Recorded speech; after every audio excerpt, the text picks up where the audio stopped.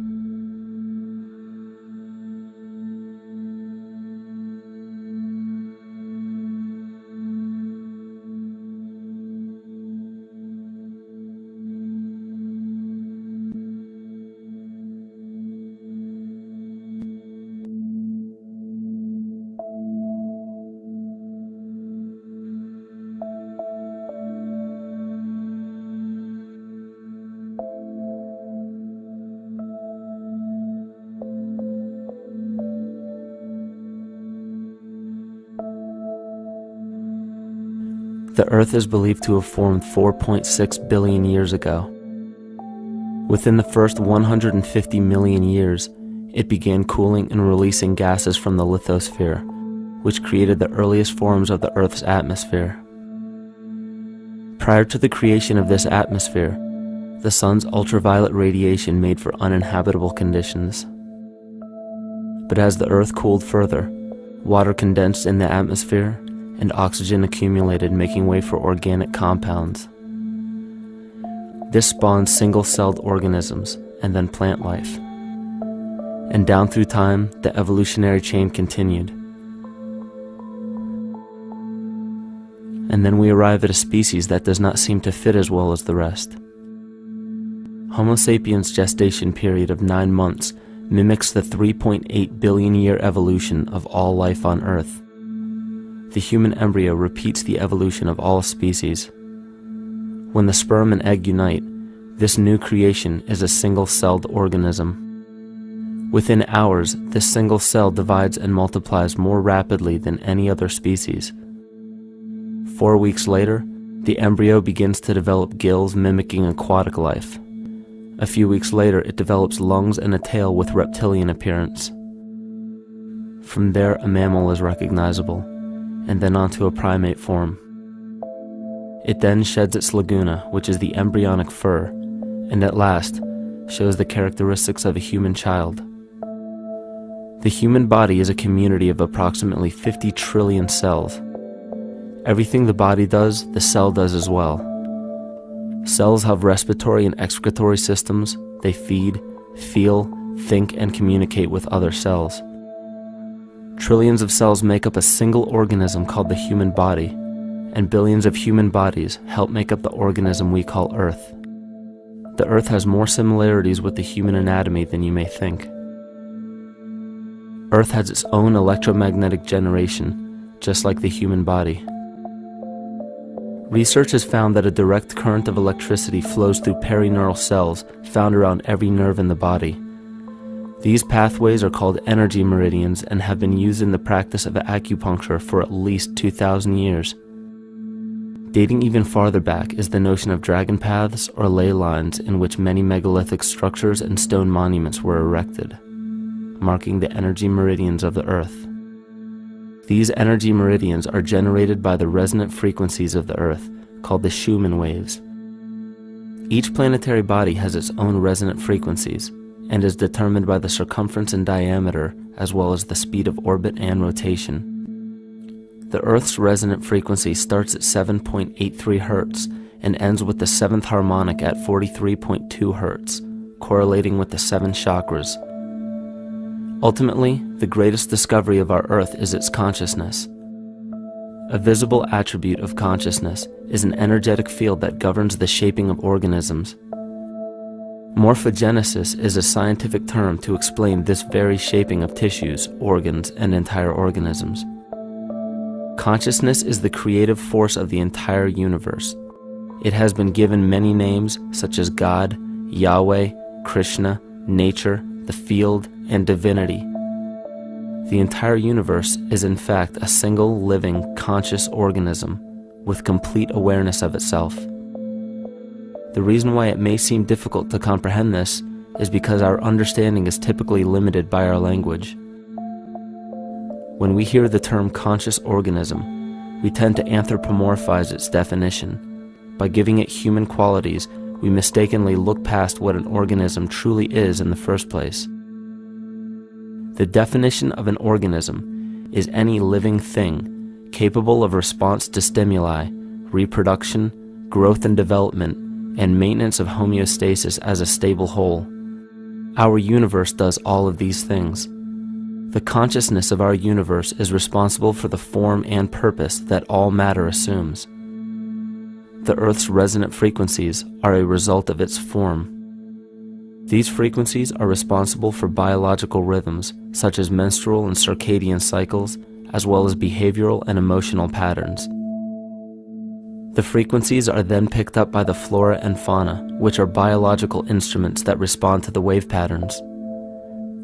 The wave patterns resonate in the cranial structure of our head and converge in the center of our brain, which is where we find the pineal gland. The pineal gland is believed in many cultures to be the spiritual third eye responsible for intuition. Descartes called it the seat of the soul where mind and body meet. Each individual cell in our body receives an electromagnetic impulse from our central nervous system. They receive the very same impulse that was disseminated to every biological instrument from the earth. An explanation of our conscious universe has been attempted by religion, science, and philosophy. The neglect of biological nature from any organism causes illness. A divorce from nature, exile from Eden, confounding of tongues, they are all symptoms not of a biblical God or deity, but the true self. The greatest and only threat to ourselves is a loss of self, the death of our divinity. As we barrel through history with oceans of information, yet barely a drop of wisdom, we have to understand how we lost ourself.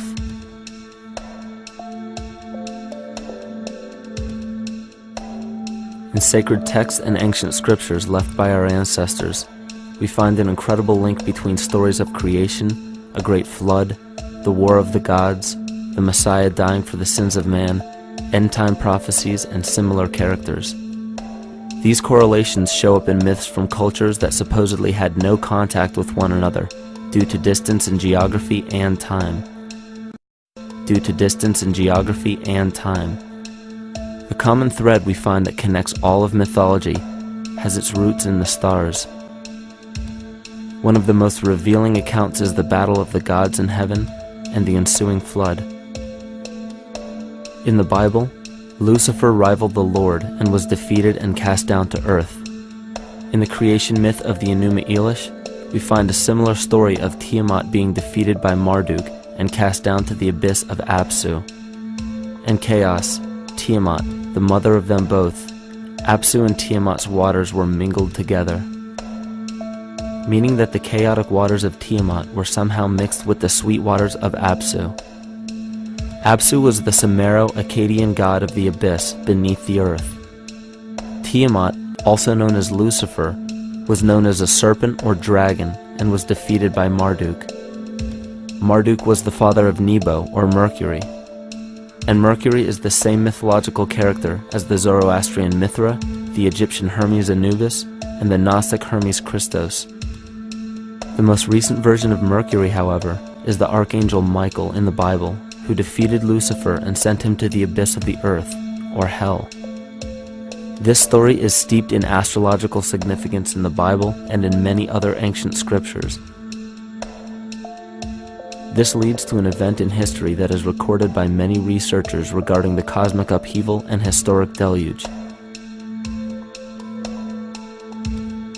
William Commonus Beaumont states, "The flood immortalizes the collision of a fallen planet, later termed Satan, actually a cometary body with our Earth." Consider what this reveals. He postulates that a planet, later termed Satan, fell to the earth, creating the flood we see recorded in the Bible and other myths. Lucifer, or Tiamat, was a planet known to ancient cultures as the Glistening One, the dragon of chaotic salt waters. The light from the sun illuminated this planet's water, which gave it a glow that rivaled the sun's own light, which is where we hear about Lucifer rivaling the Lord. The Lord in this case being the sun, which sustains and gives warmth to the earth. The planet Tiamat, or Lucifer, was destroyed by a cataclysmic event that hurled the watery planet to the abyss of the earth.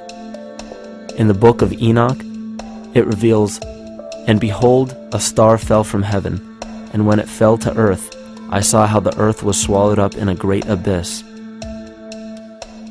The myth of the Ute Indians states, "The sun was shivered into 1,000 fragments, which fell to earth, causing a general conflagration. Then Tawats fled before the destruction he had wrought. And as he fled, the burning earth consumed his feet, legs, body, hands, and arms, until at last, swollen with heat, the eyes of the god burst and tears gushed forth in a flood which spread over the earth, extinguishing the fire."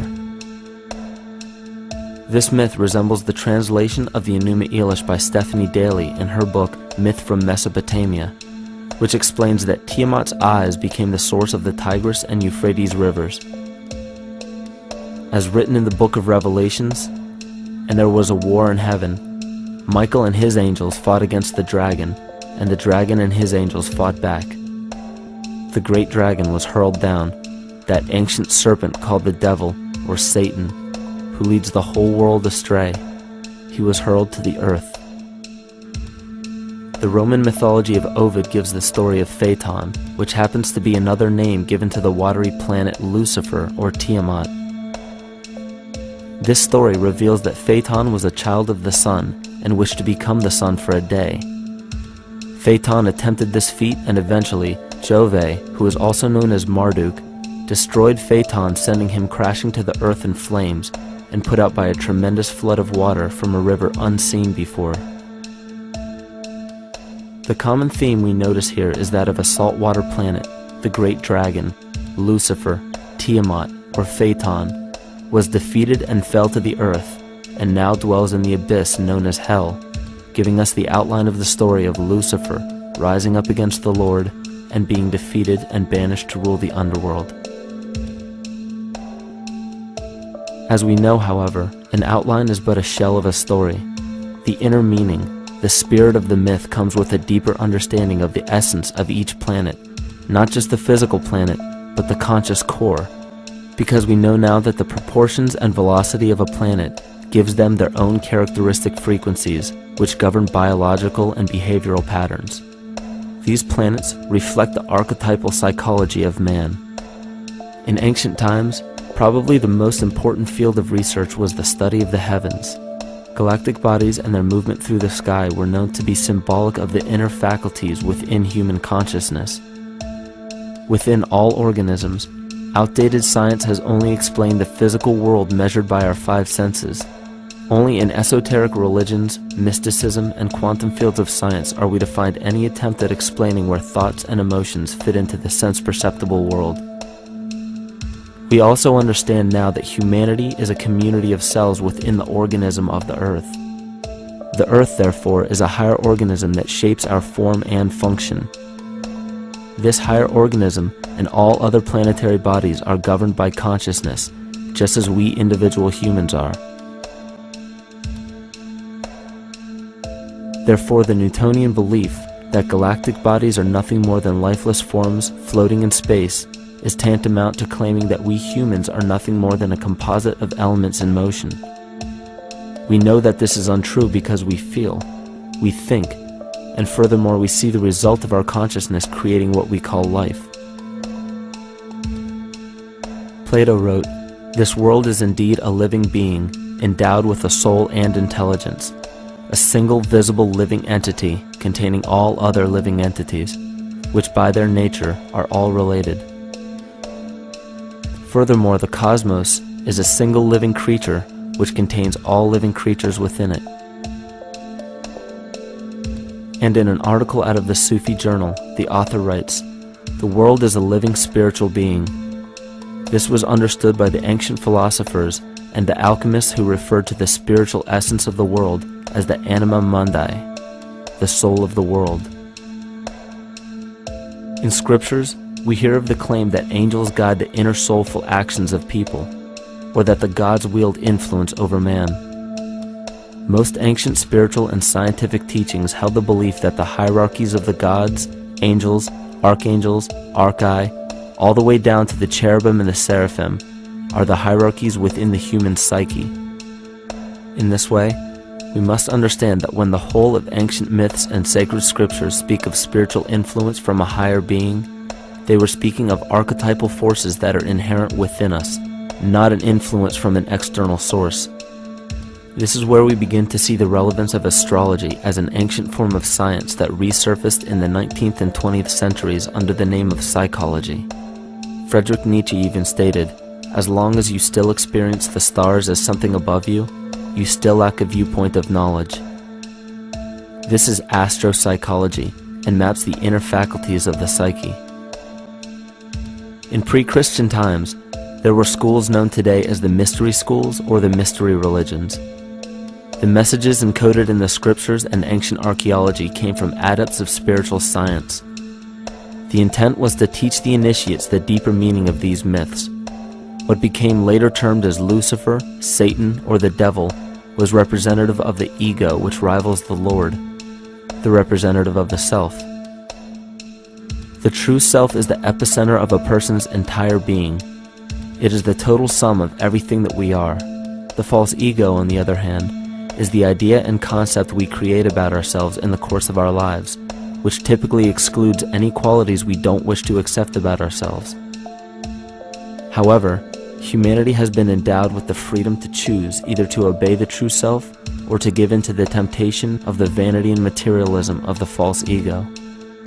This is the most notable trait that separates man from animal: our freedom of choice, the choice to follow our concepts and ideals or our natural impulses, the choice to sustain nature or to destroy it. This freedom of choice weighs on the fate of the entire organism that we call humanity. Cancer begins with a group of cells within a community that fail to communicate with the conscious signal of the organism. Those cells begin to grow out of control and spread to other areas of the organism. This very disease is evident in our world today. The cancer upon our earth is the domination of our false ego and our divorce from nature. Collectively, among every human, the cancer upon our earth is the domination of our false ego and our divorce from nature. Collectively, among every human, vanity leads to segregation and competition. Competition leads to fear and greed. Greed leads to deceit and immorality. And immorality is the breeding ground for illness, waging war on our earth. Every act of hatred and destructiveness in our world begins with self-hate and self-destructiveness. And it all begins with a breakdown in communication.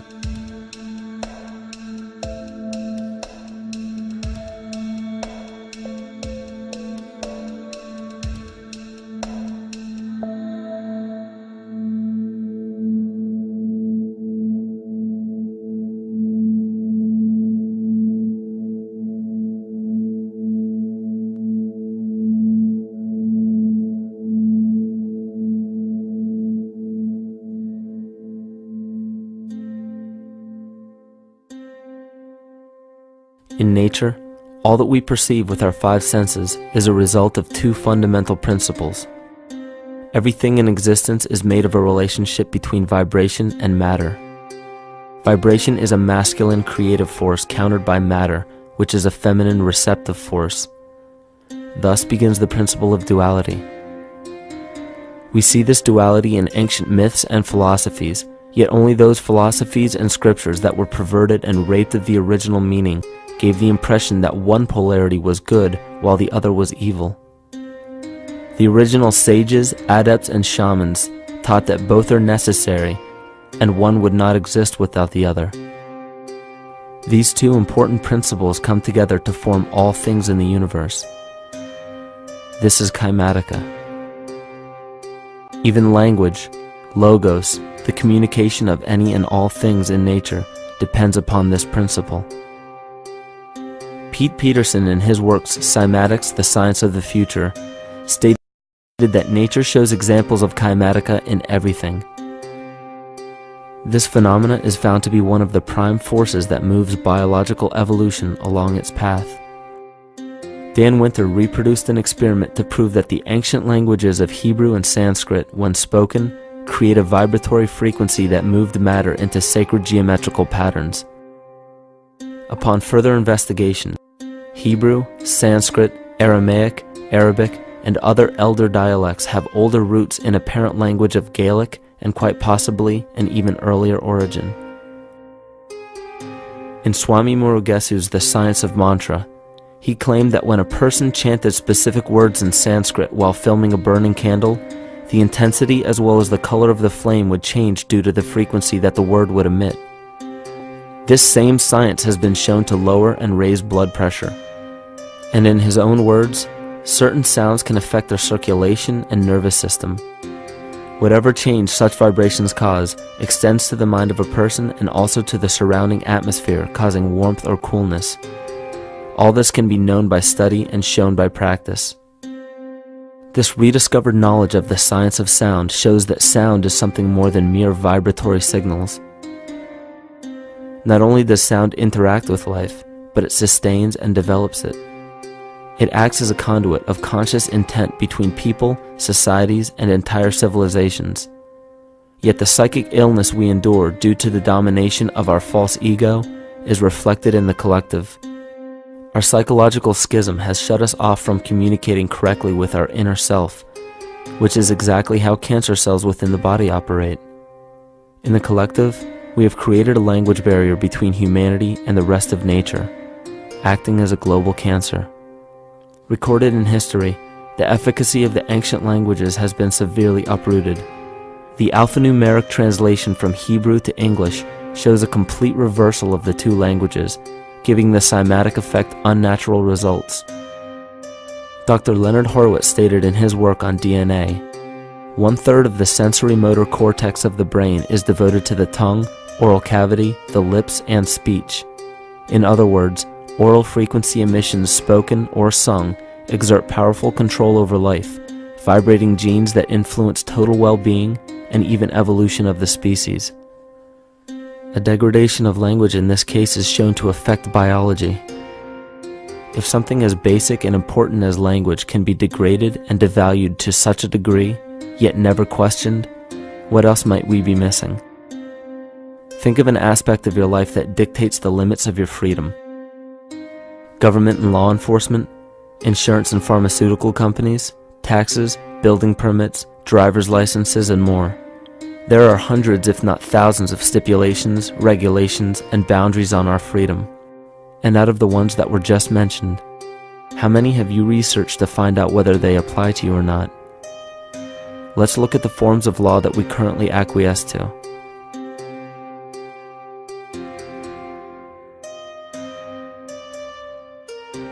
A common misconception among people is that any rule or regulation that governs them falls under one category: law. But there are many other forms of law that people abide by without realizing that they simply do not apply to them. Another misconception is that a nation's constitution gives us our rights. A constitution does nothing more than list the rights that we already have. We are born with inalienable rights, endowed to us by our Creator. They are not given to us, and they cannot be given away. The most a person can do with a right is choose whether to exercise it or not. Maritime admiralty law is what's known as the law of the water. It is superseded by civil law and only applies to those who willingly contract themselves into it. The definition of admiralty law is a body of private international law governing the relationships between private entities which operate vessels on the oceans. Let's look at how and why a form of law that is fashioned to govern corporations, businesses, and vessels has imposed its rule over natural human beings. This is all done through a form of word magic. A simple perversion of language has made it possible to convince people around the world that these alternative laws apply to them. One of the predominant beliefs in modern culture is that licenses, permits, registrations, and other forms of documentation are required to operate motor vehicles, use public roads, build structures and establishments, engage in free enterprise, and much more. Sadly, these beliefs are based on little to no investigation whatsoever, and are false. This belief structure is perpetuated by maritime admiralty law. This form of law was originally created to govern ships docking in foreign nations for the import or export of products and resources. It deals with banking and merchant affairs, not civil affairs. When a product is taken off of a ship and brought into a foreign land, that nation takes custody of the resource and accounts for it with a certificate. That certificate marks the birth date of that product in the custody of the respective nation. Think of why it is supposedly required to have a certificate of live birth in the first place. The Barron's Dictionary of Banking Terms defines a certificate as a paper establishing an ownership claim. So right there, we notice that everyone with a birth certificate is defined as being owned. People are used as collateral with other nations because the U.S. is bankrupt. The United States declared bankruptcy on March 9th of 1933. At this point, the U.S. began taking out loans from a private, non-government affiliated corporation called the Federal Reserve. With no money to pay back the loans, the United States began using the citizens as collateral. All birth and marriage certificates are literally warehouse receipts. Just look at the similarities of warehouse receipts and birth certificates. Both document the date of issue, a serial number, registration number or receipt number, a description of the product, and an authorized informant to notify the appropriate government agency. With all of this information being readily available, the majority of people are unaware of their involvement with maritime admiralty law. This is possible through the manipulation of language. This admiralty law changed the meaning of the word person from a natural living person to a corporation. Driver's licenses, vehicle registrations, auto insurance forms, building permits, gun permits, work permits, tax filing documents, birth and death certificates, traffic citations, and many other forms of documentation that were once believed to be absolutely necessary only apply to persons or corporations. Upon signing such a legal document, you are indirectly waiving your rights under the Constitution and lowering your status to that of a corporation that is created with the same exact name as you. The only way to reconcile your true name from the name of the corporation is to take notice that the corporation has its name in all capital letters. This is known as capitis diminutia maxima. You may take notice that your driver's license, birth certificate, social security card, insurance cards, and more use all capital letters to legally represent the corporation with your name, not you. The corporation is known as an artificial person, whereas you, the human being, are known as a natural person. This deception goes even deeper when it comes to the courts that we attend. When showing up to court, you will notice that there are seats for witnesses behind a wooden fence or barrier. The defendant must cross through the entrance to the other side of the barrier where the plaintiff and judge sit. This act symbolizes the boarding of a ship. At this time, business can be conducted in maritime admiralty law. The judge, acting as captain or banker, is responsible for settling the balance between the two sides. This is why there is always a monetary value involved in any court case. The captain is simply dealing with banking and merchant disputes. Once the balance is paid, the case is closed. To turn the court case away from admiralty law where your rights are not protected, you must avoid agreeing to represent the artificial person. This is done by stating that you are the natural person. You don't have a first or last name because those imply corporate title.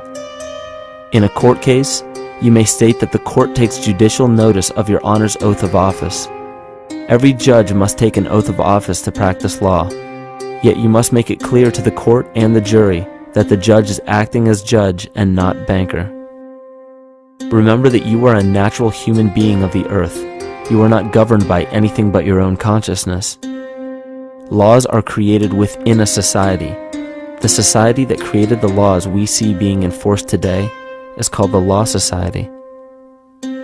Yet the most beautiful part of this entire deception is the fact that we are not part of the Law Society, so their laws do not apply to us. Judges, lawyers, and law enforcement officers, they're all part of a society. Within that society, they've created their own language that's deceptively similar to English. They have these little things called statutes, acts, and regulations that seem like laws, but they really only apply to those within their society. So that basically means all the traffic violations, minimum age requirements, and everything except for damage to another person or their property doesn't really apply to the natural person. Laws only apply to those within the Law Society. The game being played is an illusion. You can simply choose to open your eyes and reclaim the freedom that you were born with, bound by nothing but the limits of your imagination. These are just a few examples of assuring that your rights are being protected. By far, the most important line of defense against this deception is to be aware of the perversion of language, and be absolutely aware of how you form your beliefs and concepts.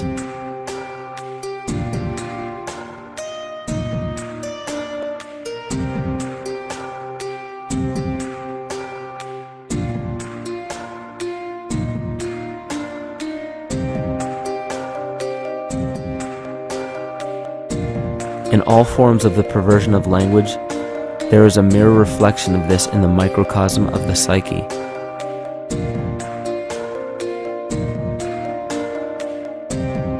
And the problem I see with humanity today is we don't truly know ourselves anymore. We have the 9-to-5 job, we have the house, the children, the bills, the television, the hobbies, and the errands that we run every single day, and we eventually begin to believe that this is who we are.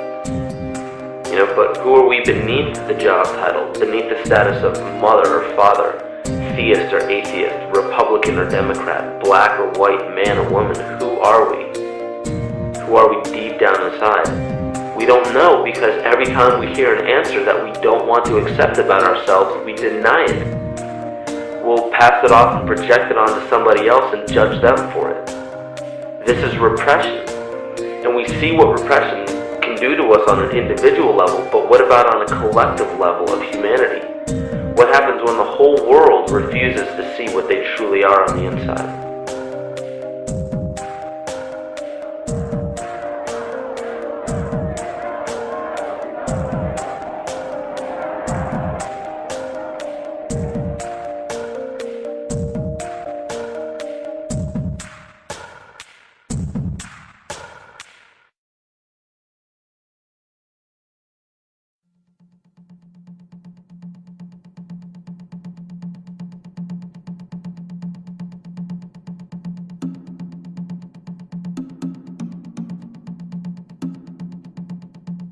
Carl Jung discovered that there is a collective unconscious connected to all humans, meaning that the whole of humanity shares a single mind with one another. This is evident in the world through accounts of shared mythology and symbols, the study of morphic fields, and with the science of kinesiology. This collectivity is a global example of the unconscious mind of the human body, in which trillions of cells share a similar signal. This parasite, called our false ego, requires a continuous flow of sustenance to survive. food, fuel, and any other form of sustenance is energy. Human consciousness is an electromagnetic field of energy. When this potential energy is utilized, it then releases kinetic energy, which is used to perpetuate the false ego. This scenario occurs in the smallest parasitic organisms, all the way to a collective organism called humanity. A parasite will release chemicals that cause the host to crave the sustenance that the parasite needs to survive. As long as the host is unaware, it will keep feeding the parasite and starving itself. In a similar way, Wilhelm Reich stated that whole societies suffer from a psychosis caused by starving our organic biological impulses. He states that sexual suppression supports the power of the church, which has sunk very deep roots into the exploited masses by means of sexual anxiety and guilt. It engenders timidity towards authority and binds children to their parents. This results in adult subservience to state authority and to capitalistic exploitation. It paralyzes the intellectual critical powers of the oppressed masses because it consumes the greater part of biological energy. Finally, it paralyzes the resolute development of creative forces and renders impossible the achievement of all aspirations for human freedom. In this way, the prevailing economic system, in which single individuals can easily rule entire masses, becomes rooted in the psychic structures of the oppressed themselves. What Reich was showing in this powerful quote is that on a collective level, the suppression of a natural function, whether biological, spiritual, or emotional, will result in an abnormal reaction, a psychic disease. This illness or disease is reflected into the masses through a collective unconscious and acts as an epidemic. Humanity is plagued with an incapacity for freedom, meaning that people en masse lack the ability to govern themselves on a psychic level, and this manifests in the macrocosm as government and organized religious powers, thus opening the throne, our national and individual throne, to anyone and anything.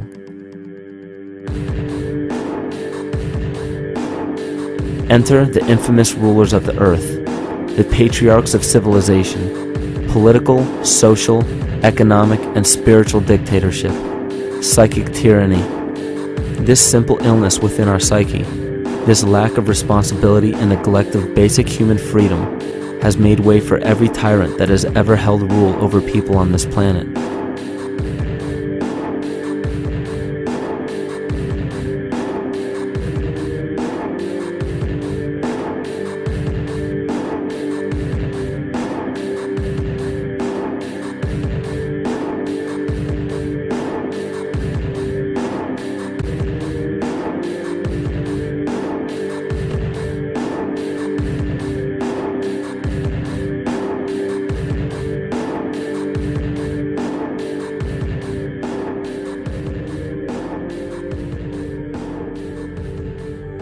But these oppressive tyrants that are demonized by the masses are no different than us. In fact, they are one with us. In the book The Prophet by Khalil Gibran, he poetically states, "I say, as the holy and the righteous cannot rise beyond the highest which is in each of you, so the wicked and the weak cannot fall lower than the lowest which is in you also." Every one of us has the capability to commit the most horrifying sin or show the most beautiful compassion to our fellow man. This is the very definition of an illness within the psyche and soul of man.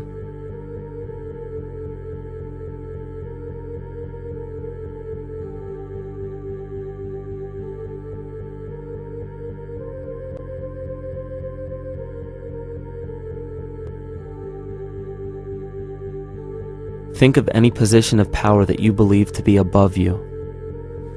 Royal families, government leaders, the United Nations, financial organizations, corporate monopolies, and media juggernauts. These are all facets of our false ego. They are the physical advent of our own sickness. They require our conscious participation, our conscious energy to survive. Because without our cooperation, without supplying them with the sustenance of complicity, they starve. Their very nature depends on our desire to be ruled. And a typical symptom of the illness among humanity today is our continuous denial of our illness. Repression. We consistently repress those qualities we choose not to accept about ourselves. This is why it is so difficult to see the false ego and its multiple manifestations for what they truly are.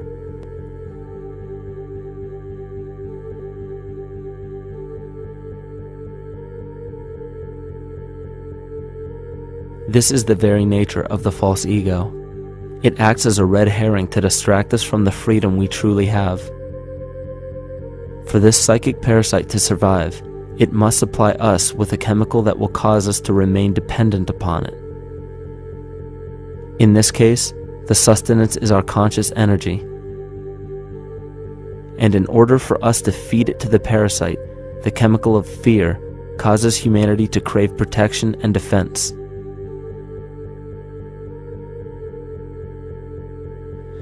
The functions of the body to survive can be broken down to two basic functions for any organism to survive. You have to be able to grow, maintain yourself, take care of your biology, but you also must be able to protect yourself, so that if you're just growing and you can't protect yourself, you'll become food for something else. So the survival involves a balance between growth and protection. Through the history of human civilization and through human evolution, we recognize that our nature is to be in a state of growth, and that our protection is only supposed to be used to, help us out of that threatening moment. You can't be in growth and in protection at the same time. So the significance is, when we see a need of protection, the stress hormones in the body shut off the blood vessels in our viscera or gut, which is the part of the body for growth. Well, the issue is, if you took the blood from the viscera and moved it out to the arms, then you left no blood in the viscera.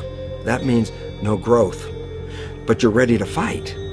And when your fighting is finished, then the blood returns back to the viscera and you grow again. But in the world that we live in today, it's 24/7 fear.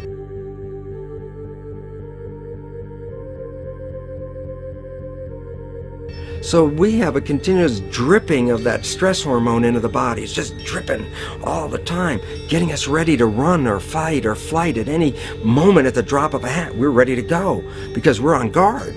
Well, the problem is, what does that mean about your allocation of energy? And it says, we're spending most of our energy in protection.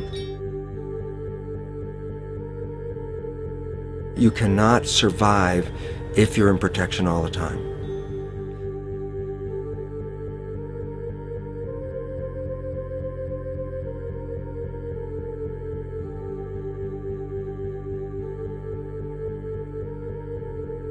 And if the parasite can control the nature of the fear, it can then create a fear among us that only it can defend us against. A recent physical manifestation of this comes from Zbigniew Brzezinski, former Secretary of State who also supported President Barack Obama. In his book, The Grand Chessboard, he states, as America becomes an increasingly multicultural society, it may find it more difficult to fashion a consensus of foreign policy issues, except in the circumstance of a truly massive and widely perceived direct external threat. Even the Reichsfuhrer of the Nazi Party, Hermann Göring, sums up this game of supply and demand perfectly when he stated, "The people can always be brought to the bidding of the leaders." That is easy.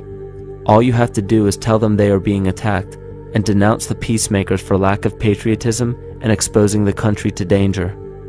It works the same in any country. It also works the same in every individual psyche. Just remember that the false ego has only one desire: to become greater and more powerful than the true self. This illness causes us to believe that we are separate from nature. This is why we see such a rise in the dependency of technology. This is why we see such little stewardship for the earth and the environment. And this is why we see bigotry, racism, sexism, and every other form of discrimination possible that leads to crime, violence, wars, and eventually, the global destruction of the organism. This endless state of fear, confusion, and segregation our world seems to live in is a symptom of the false ego creating a false threat.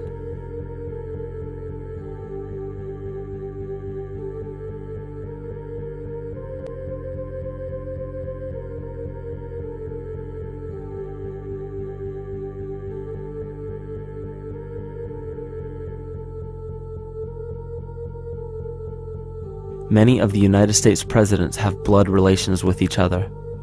The Bush lineage has blood ties to a great number of former presidents. George Washington, Millard Fillmore, Franklin Pierce, Abraham Lincoln, Ulysses Grant, Rutherford Hayes, James Garfield, Grover Cleveland, Teddy Roosevelt, William Taft, Calvin Coolidge, Herbert Hoover, Franklin Roosevelt, Richard Nixon, and Gerald Ford. Michael Tessarion points out in his work that Bush is closely related to every European monarch on and off the throne, and has kinship with every member of Britain's royal family. Bush's family tree can be documented as far back as the early 15th century. He has a direct descent from Henry III and from Henry VIII's sister Mary Tudor. He is also descended from Charles II of England. And we also find that George W. Bush is a direct descendant of Godfrey de Bouillon.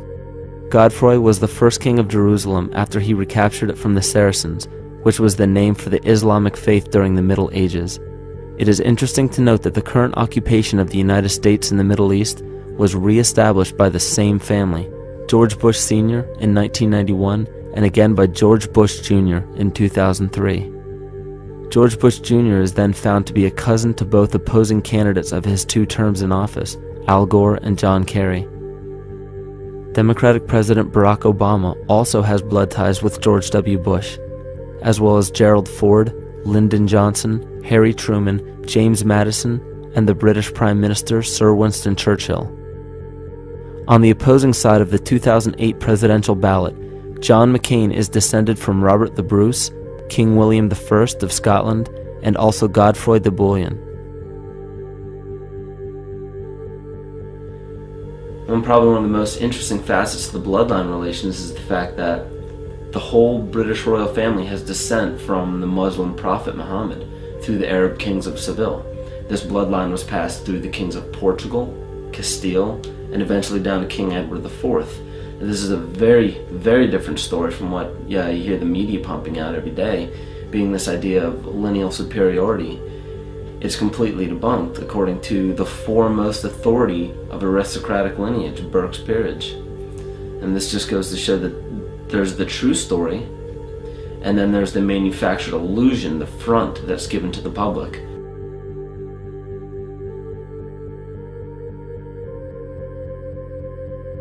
These blood ties go on and are documented thoroughly through literature such as Burke's Peerage and other comparable books. The point of all of this is that we find not just the same people, but the same intent within the people who have held high positions of monarchy, dynasty, aristocracy, and democracy in the past and present, and they are all related by a physical and symbolic link. This bloodline carries the symbol of our illness.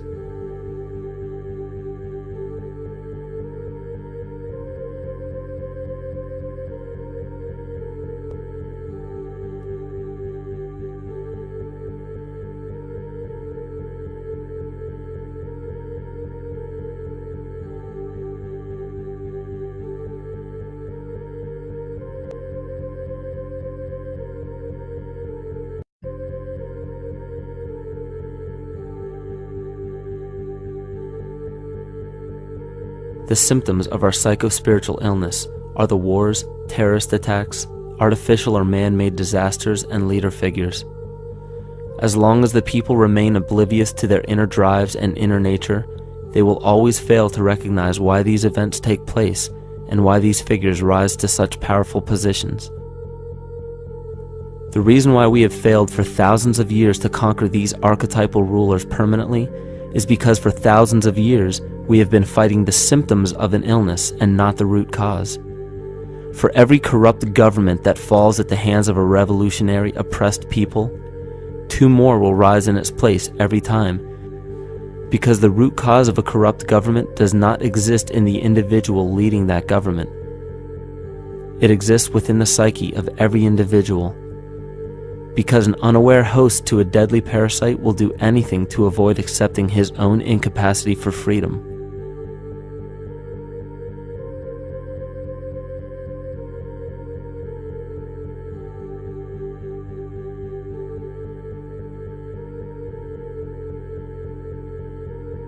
We are so bereft of sanity in this world that those few who simply stop projecting onto others and begin facing their own demons are seen as neurotic. An article written in the 1950s states that studies showed that individuals who had been isolated from their familiar social and cultural environment became neurotic. This shows that when those individuals had no object to identify their darker emotions with, they began to see these things in themselves, that which they refused to recognize before, and were unaware of why they appeared and how to cope. Facing our true inner self is virtually unknown in our world today. This is why no matter how many civilizations rise and fall, it is our collective consciousness that creates our governing apparatus, not individual people.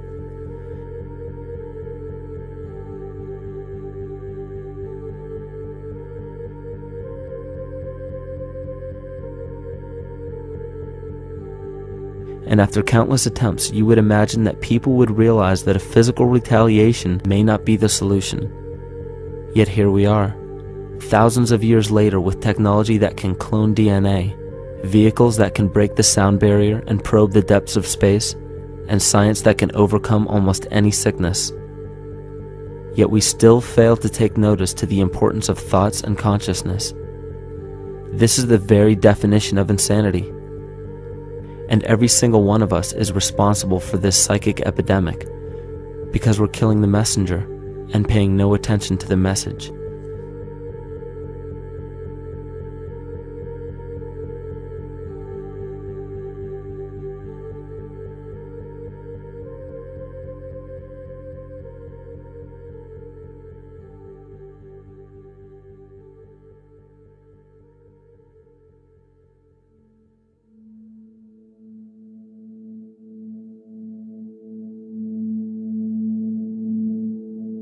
During the 1990s, 3 Nobel laureates in medicine advanced research that revealed the primary function of DNA lies not in protein synthesis as widely believed for the past century, but in electromagnetic energy reception and transmission. Less than 3% of DNA's function involves protein manufacture. More than 90% functions in the realm of bioacoustic and bioelectric signaling. So why is it important to know that DNA functions in bioelectric signaling? HeartMath Institute has discovered the heart and brain maintain a continuous two-way dialogue, each influencing the other's functioning. Although it is not well known, the heart sends far more information to the brain than the brain sends to the heart, and the signals the heart sends to the brain can influence perception, emotional processing, and higher cognitive functions. The heart also generates the strongest rhythmic electromagnetic field in the body, and this actually can be measured in the brainwaves of people around us. We are quite literally an electromagnetic expression of our highest cognitive function. The behavior of electromagnetism is evident throughout the world as dualism. All matter contains a negative and positive charge, which means organisms are built upon this foundation. The natural homeostasis of any organism is a balance of both polarities. Furthermore, research on emotional energetics shows that the heart's field is a carrier of emotional information and a mediator of bioelectromagnetic communication within and outside the body. Research shows our heart's field changes distinctly as we experience different emotions. It is registered in people's brains around us and apparently is capable of affecting cells, water, and DNA studied in vitro. Fear. The chemical supplied by a collective parasite creates a distinct bioelectric signal given off by the host. This signal is disseminated to the organisms within our community and will grow outward through the entire organism unless it is counterbalanced by an opposing force. Dr. Fritz Alan Popp discovered that the cells in our body communicate through biophotons, which are tiny particles of light that are single units of an electromagnetic field. This communication system within our body also exists between people in what's known as morphic resonance. This was known by the shamans, sages, and adepts of antiquity. These teachings were commonplace in prehistoric cultures. It wasn't by sheer chance that artistic expression and rituals were the cornerstone of every ancient civilization. Art was used as a personal method to exercise the shadow content of the psyche and introduce it to the conscious mind. This was very literally viewed as psychic therapy. Ritual was based around astrological dates. As we've learned, the study of the stars and planets reflect our own astropsychology. The shamans would perform rituals on astrological dates that would correlate with a circadian rhythm or a psychological cycle. These rituals kept the human participants aware of their inner self and prevented the repression of psychological content. As long as people were facing their inner demons and accepting them as their own, they were not collectively projecting them into the physical world. If you bring forth what is within you, what you bring forth will save you. If you do not bring forth what is within you, what you do not bring forth will destroy you.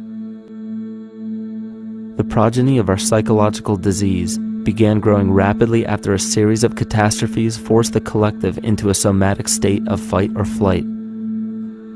This lowered the immunity of the population by introducing a state of immense stress. Our body becomes more susceptible to illness under stress. In this manner, humanity fell ill when entire bodies of land were swallowed up by the floodwaters.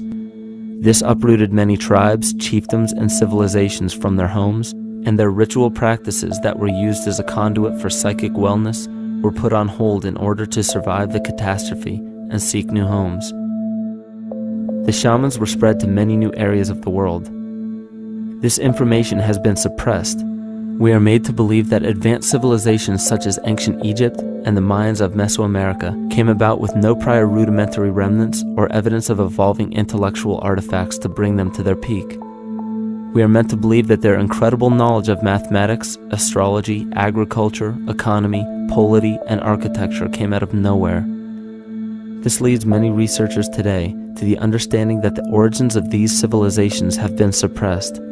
Not surprisingly, the force that has guided the suppression of this knowledge comes from the exact bloodline of the political and religious leaders stated previously.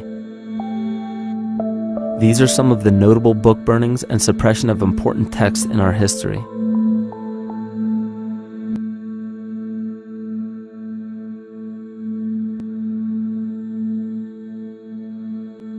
Yet after all of this suppression, there are still remnants of the dispersion of elder civilizations in nearly every country.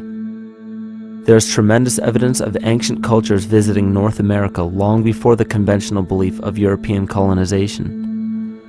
Barry Fell states in his book America BC, there are ancient inscriptions now being reported from nearly all parts of the United States, Canada, and Latin America, written in various European and Mediterranean languages in alphabets that date from 2,500 years ago.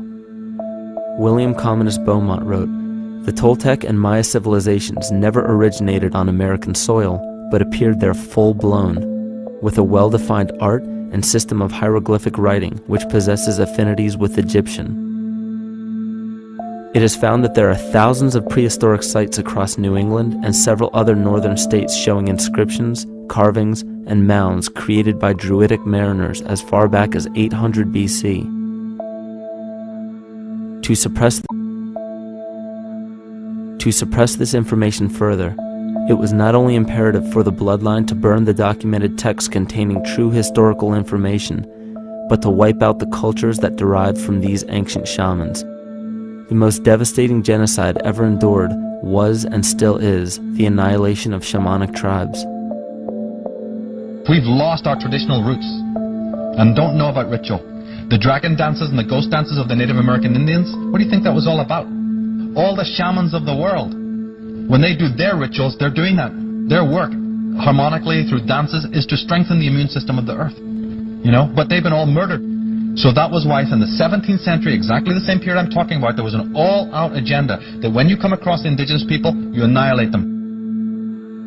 Columbus was sent on his expedition along with agents of the crown to disrupt the lives of the natives and seize mineral resources. He visited every island in the Caribbean, depleting the gold and taking as many slaves of the native Taino tribe as possible. 5 million natives were murdered within 3 years, according to Leah Trabeck. Within 15 years, the Arawak tribe of 250,000 was completely wiped out. The population of the United States prior to European contact was greater than 12 million. 4 centuries later, the count was reduced by 95% to 237,000. From 1494 to 1508, over 3 million people had perished from war, slavery, and the mines. Who in future generations will believe this? I myself, writing this as a knowledgeable eyewitness, can hardly believe it. My eyes have seen these acts so foreign to human nature, and now I tremble as I write. Another agent of the false ego bloodline was Hernando Cortés, who decimated the Aztec tribe and plundered their mineral resources. This again was the case through Cortés's second cousin, Francisco Pizarro, who conquered the Incan Empire in Peru. These atrocities are seen throughout Africa, New Zealand, New Guinea, East Timor, and are still seen today in Canada. This was a deliberate attempt to bury any surviving remnants of the ancient world and our true history. It is a naive mistake, however, to categorize and blame everything and everyone involved with politics or religion for this suppression of knowledge. It is only natural for people to crave spiritual understanding when there are so many manufactured missing links and perversions in the spiritual text today. And due to this void of spiritual wisdom, honest and moral people who are simply trying to understand their place in this world become the prime consumer market for those who wish to exploit this vulnerability. To have enough power to run our own lives, basically. If we look at the New Age movement, for instance, which is another kind of trap in all of this, where people might end up actually. They're looking for something so bad that they're taking all these things that are handed to us or to them, but it's not really based on any real understanding. It's still kind of coming from a religious type of perspective. People are genuinely seeking something new. They're genuinely seeking a new type of spirituality, or to better themselves, or to change something, but this is being hijacked. And what they actually do is that they lead you into another type of group mentality or a new age religion, whatever it is, and people still are not able to kind of really break free from that and follow their own journey or their own path, which I think is very important in all of this.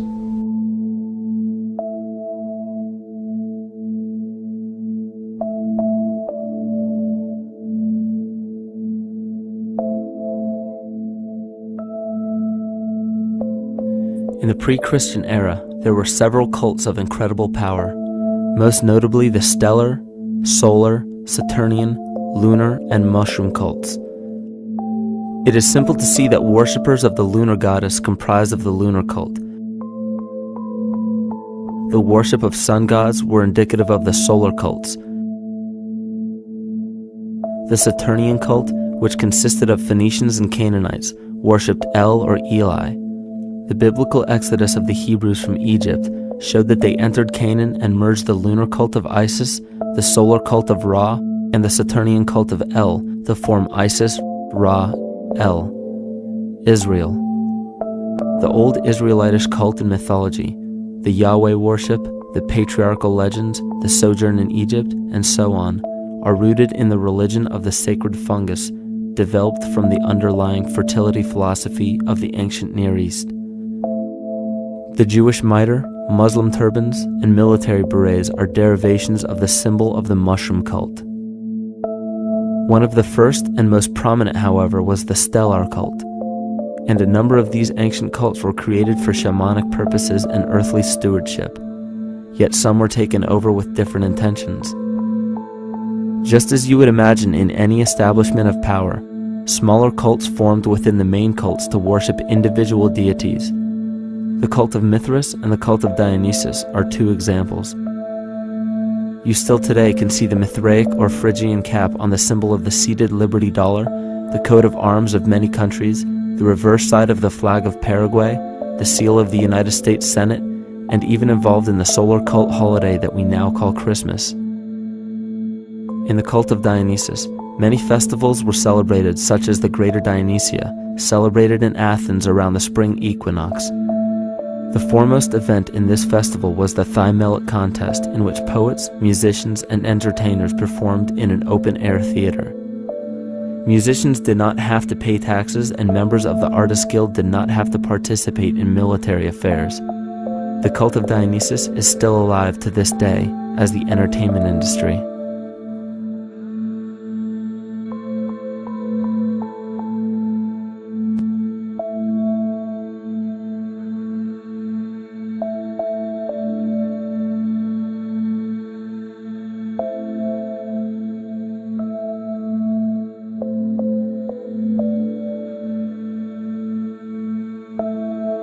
These cults still exist in many important positions of power throughout the entire civilized world. Yet the most important function of these groups is to manufacture the consent and complicity of the people. The conscious mind is the creative mind. It's the one that has your personal identity into it. It does the real thinking. And then there's a subconscious mind. Well, there's no entity in it. The subconscious mind is the equivalent of a tape player. It records behaviors, and then at the push of a button plays a behavior. It's automatic. It's a very convenient thing, because then we don't have to relearn all the time. Once you know it, you can make a pattern. The problem is that the basic patterns of belief and behavior that are programmed in the subconscious mind came from our teachers, primarily our parents, our family, and our community. So most people don't even understand how easily we're influenced by our environment. Every person that we encounter, every single situation that we're faced with, every little word that's said on television may not seem too influential to our conscious minds, but your unconscious is designed specifically to let every environmental signal influence you without your awareness. So the question is, are we leading conscious or unconscious lives? And now neuroscience has told us in the unfolding of our lives, only 5% of our life is controlled by our conscious mind, and 95% of the time controlled by the subconscious with programs from other people that were installed in there. And the problem is, it means when those programs are playing, we don't see them. And the skeptics will sit there and say, consciousness, archetypes, astrology? No. We create things with our hands, not our minds. Archetypes aren't physical. They can't influence me. But when you think of the fact that we're only conscious of this small little fraction of our behavior, what we don't realize is that entire countries, entire civilizations that think they're free and independent, but are unconsciously too afraid to be free and independent, they will beg to be governed. And if they can't do it themselves, who do you think will consciously or unconsciously take that responsibility? It usually ends up being that strong, masculine, animus archetypal figure. When we think we're in danger, we're not looking for our mother to nurture us. We want our father to protect us. And right on cue with the age of fear, this age of catastrophe, the age of this parasite, we see masculine domination. And one of the primary conduits for giving our responsibility and our conscious energy away is money. We surely don't want to admit that our dependency on money is flawed, because that would imply that the fault is our own. And God forbid we take responsibility for our lives, so we blame the money. This is the cornerstone of the entire illusion being built around us by the false ego. Money is said to be the root of all evil, yet it cannot be evil because money is only a symbol. Symbols carry only the faith and spirit of the observer. This means that the symbol of paper money, yet it cannot be evil because money is only a symbol. Symbols carry only the faith and spirit of the observer. This means that the symbol of paper money evokes and surfaces the evil intentions and inherent flaw of our false ego. Money only exists because we agree to accept it as valuable. And to further illustrate our incapacity for freedom, we've given the control of our faith-based money to a private corporation instead of the federal government. There is no law stating that we have to use Federal Reserve notes as currency. We choose to because we fear the alternative: independence.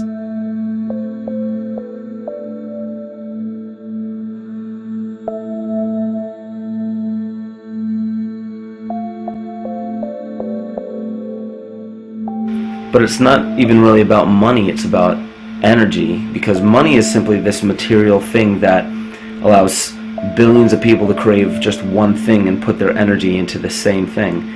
It's not the plasma TV or the house or the lifestyle or the job or the significant other or the status that we're really after, because we know that we're empty.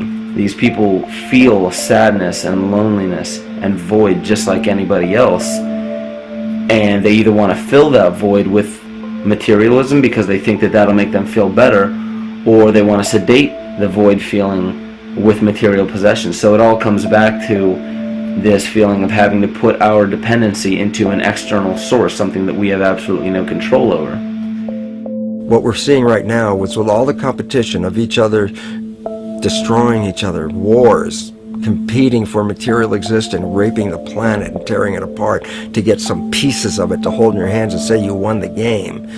Every one of those moves is destructive not just of the planet but of human civilization, because human civilization will thrive with cooperation and will die with competition. And if you operate from these truths, then you end up with the extinction that lies before us.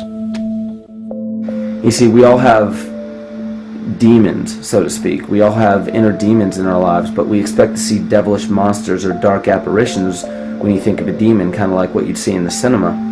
But our demons are really the people in our everyday lives, the people that we argue with, the people that we envy or hate, the ones we physically or emotionally harm in some way, shape, or form. And it's not because we envy or hate qualities in these specific people as much as we hate the fact that they remind us of ourselves. They reflect qualities about ourselves that we wish we had more of, or that we wish we didn't have at all. So what do? We alleviate that pain not by fixing or fighting our own demons, but by harming the people that remind us of our demons, by harming the people that remind us of the things that we don't like about ourselves. And when we become frustrated that we're not in control of our emotions because we don't really know what's affecting our emotions, we take it out on others. We take it out on absolutely anything else that can show us or act as a catalyst for our hatred. And so we do the same thing to animals. Animals are perfect because they can't defend themselves. And it's a perfect catalyst for our inner aggression, our confusion, our hatred. Just take it out on something absolutely helpless. Just imagine how unconscious a person has to be of his or her actions to torture or mutilate or brutalize any living thing.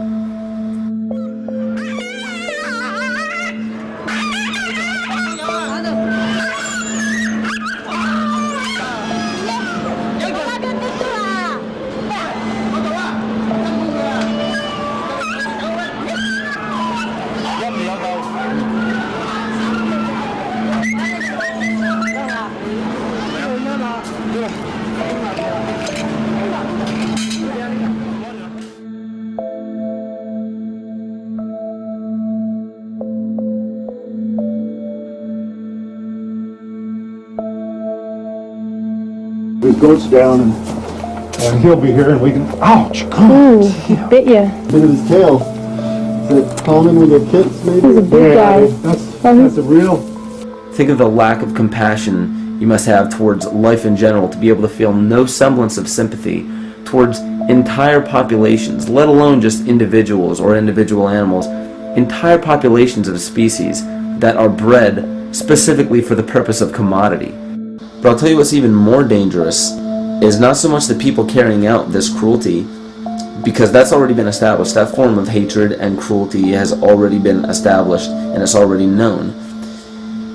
What I'm really worried about is the people who are against inhumanity, the people who are against animal cruelty and feel self-righteous enough to think that it's justified to inflict harm or even wish harm on these people. Because those are the people who take unconscious cruel behavior to a whole new level of conscious cruel behavior that's perfectly acceptable in their minds, because they feel that it's their job to bring other people to justice, like they're an authority figure of some sort. Those are the people who will have a much harder time figuring out why they harbor so much inner hatred and resentment. They don't seem to realize that it's just another form of this same exact hatred. So to keep from facing our inner demons consistently, what do?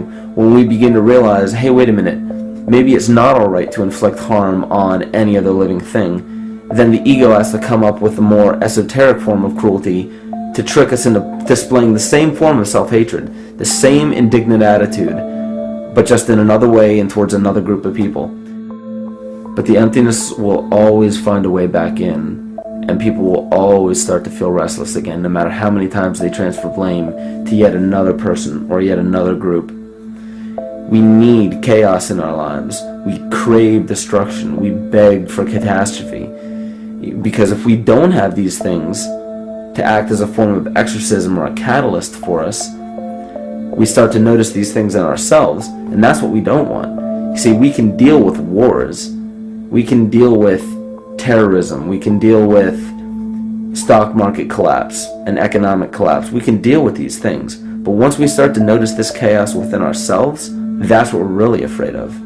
We'll take 1,000,000 September 11ths over one moment of true insight towards our self-hate.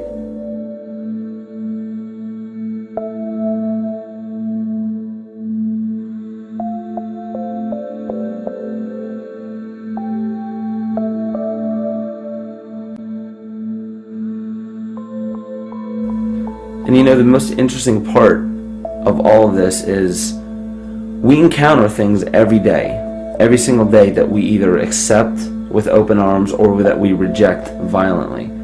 The interesting part is not really what we're accepting or rejecting as much as what it is inside us that makes us feel compelled to a certain thing or repelled from a certain thing. There's this fundamental dual behavior of muscular strength or weakness, attraction or repulsion. And what's interesting about this is when you realize that consciousness, awareness, that intangible essence that animates all matter into what we see around us as life, that is where you will find the origin of this dual behavior. It's been explained as the inhalation and exhalation of Brahma, the contraction and the expansion of Ahriman and Lucifer in an anthroposophical setting, the active and the passive qualities in electricity, the masculine and feminine qualities, yin and yang, existence and nothingness. These are all ways to explain the same behavioral process that begins with awareness, it begins with consciousness. And if you get rid of all the images and concepts in our minds of these sayings in your head and just try to feel the difference between the two polarities, you'll begin to notice that all of the different scenarios and possibilities that are playing out in the world all spawn from this common origin. You'll have 1,000,000 people telling you why the Bible is supposedly the Word of God and that you should follow it word for word. And then you'll have another 1,000,000 claiming that it's a form of mind control and not to believe any of it. Everybody will tell you to beware of this or watch out for that. This is good information, this is bad information. And I just have to wonder, what makes anyone an authority figure enough to say that something is true or false? And why are you denying or accepting anything based on the suggestion of another person? Why aren't you making that decision for yourself? Information is information. There's no such thing as good or bad information. It's all what you do with it. I say let everything be your Bible. Give every piece of information, every person, every event or scenario or situation an honest and open mind. Because then it's your responsibility to respond to it in the way that you choose.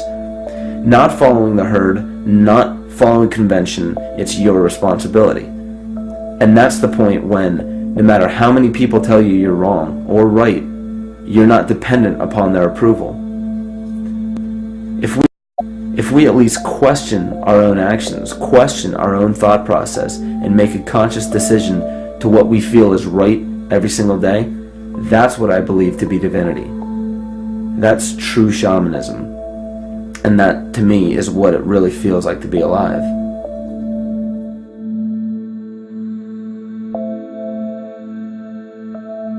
In this conscious, living universe, there are no laws of nature, just habits.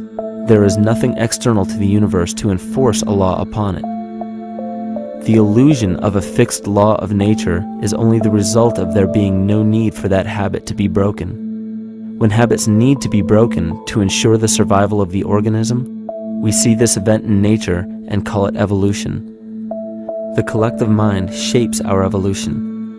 And a great example of this is the experiment done by John Cairns in 1988. His team put lactose-intolerant cells in an environment with only lactose for food. Under a law of nature, every one of these lactose-intolerant cells would have died. But surprisingly, they all survived. Every one of them understood the problem that they were facing and replaced the defective lactase enzyme with a functioning one to utilize lactose for food. If a cell has the ability to decide how and when to evolve because it's facing extinction, then anything can. The existing beliefs are that a human body is a biochemical machine controlled by genes, and therefore the behavior, emotions, and character of our biology, our health, our lives, are controlled by genes which we don't control. So this is what we taught people. You're a victim. Genes control your life. You didn't pick them. You can't change them. The genes you end up with program what's going to happen. My experiments on stem cells, which I started in 1967, I'd isolate one stem cell, put it in a petri dish, and then it would divide every 10 hours. So I took all the cells, split them up into 3 groups, and then just put them in 3 petri dishes. And then I changed the growth medium, the constituents of the environment, in each of the 3 dishes. In one dish, the cells form bone. The second dish, they form muscle. And a third dish, they form fat cells. What controlled the fate of a cell? And the first thing you have to say is, well, wait, they were all genetically identical when they were put in a dish. So obviously the genes didn't control it because they all had the same genes. What was different was the environment. And all of a sudden in my career, it said, oh my gosh, here I am teaching genes control life, and the cells are telling me genes respond to life. And since you can control the response, you can control your life. It's how you read the environment, how your mind perceives the environment. And if you understand this, then you could lead yourself to the most wonderful expression on this planet, to be fully alive and fully healthy, just how you respond to the world.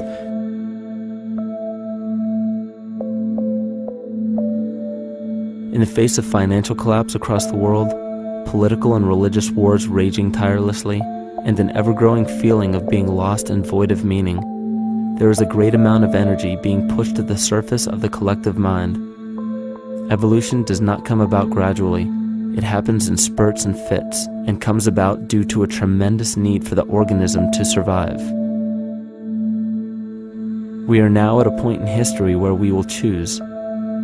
We will choose to become sovereign or remain dependent, to face our true self or continue fighting a ghost, to become well or allow this disease to grow, to live or to die. The choice is yours.